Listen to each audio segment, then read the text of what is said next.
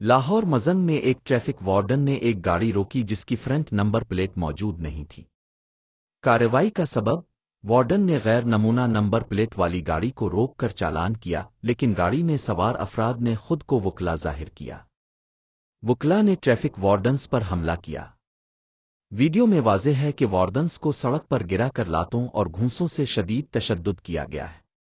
وکلا نے اس واقعے کے دوران وارڈنز کی وردیاں پھاڑ دیں اور ان پر متواتر تشدد کیا۔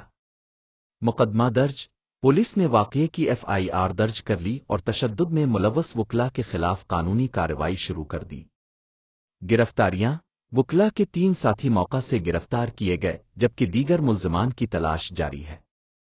ارگناشن کی تشویش، CTO لاہور نے واضح کیا کہ ٹریفک وارڈنز کی پٹائی کو برداشت نہیں کیا جائے گا اور قانون کے مطابق سخت ایکشن ہوگا۔